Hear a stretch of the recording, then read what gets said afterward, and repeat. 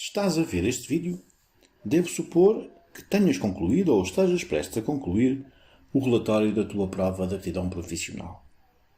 O passo seguinte consiste em criares a tua apresentação da PAP, a qual vais posteriormente apresentar perante um júri. Para criares a tua apresentação, irás utilizar o PowerPoint. É pelo menos esse software que irei trabalhar neste vídeo. Recordo-te que a apresentação oral da PAP e a discussão que se lhe segue contam 60% para a nota final da PAP. Portanto, aplica-te e cria uma boa apresentação. Irei aqui, mais do que dar um exemplo concreto de uma apresentação da PAP, apontar para alguns dos erros que por vezes sucedem na elaboração das apresentações e, claro, também apontar algumas possibilidades ou algumas propostas de criação de uma apresentação recorrendo ao PowerPoint. Para criares a tua apresentação, deves começar com uma apresentação em branco. Muito embora o PowerPoint te proponha a possibilidade de utilizares alguns modelos, eu proponho-te o contrário. Começa com uma apresentação em branco.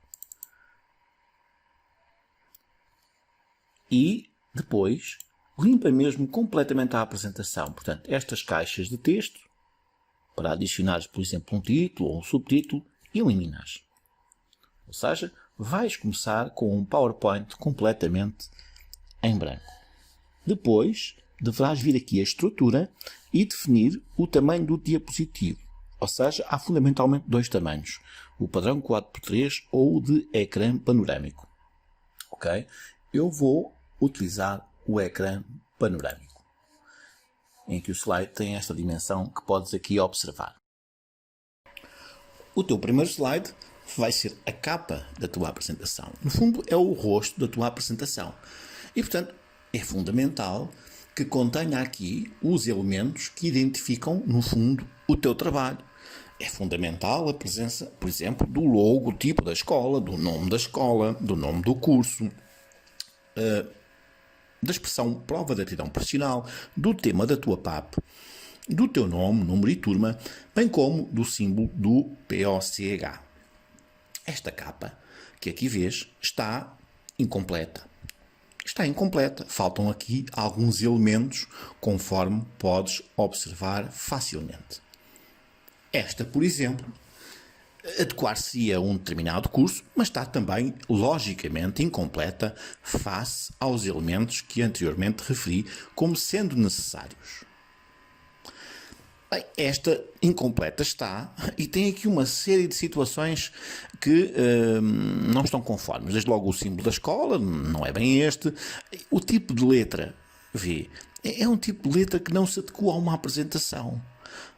E o nome, erros de português também não, ok? Portanto, não é bom haver erros de português, é péssimo quando esses erros de português estão logo na capa, não é? Algo em que toda a gente vai reparar. Portanto, tem muito cuidado na construção da tua capa.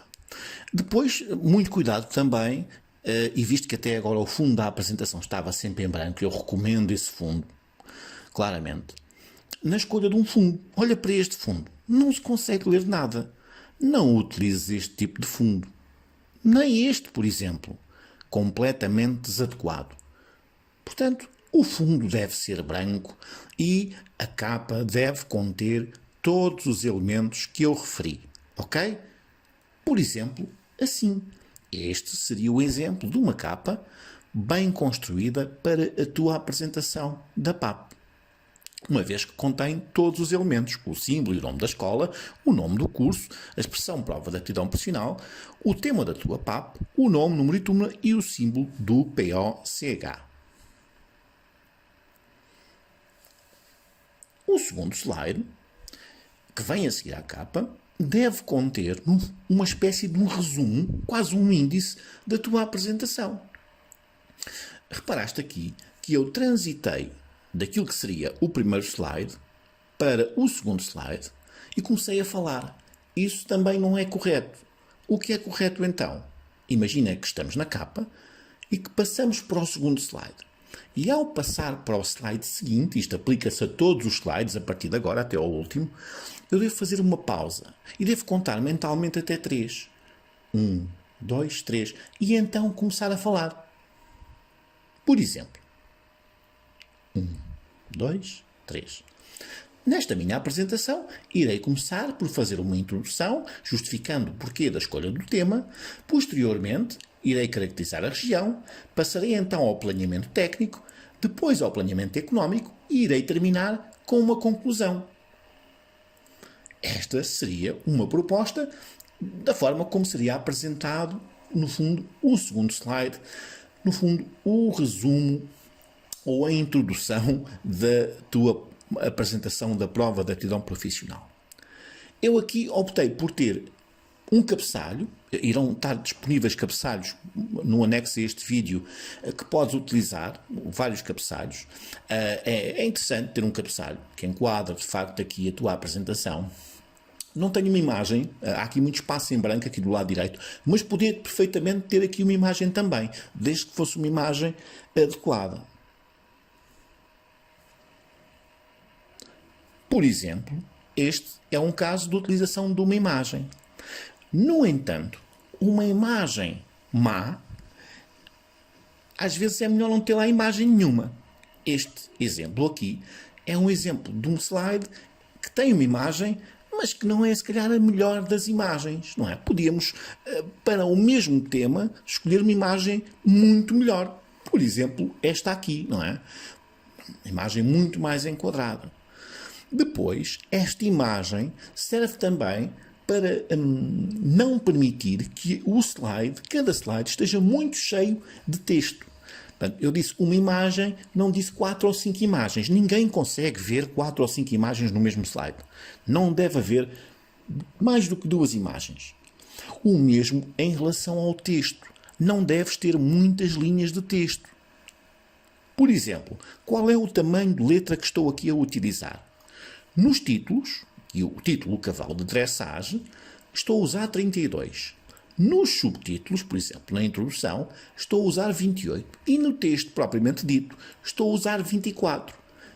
A letra tem que ter um tamanho grande para que o júri consiga ter legibilidade da apresentação, senão não se consegue ler.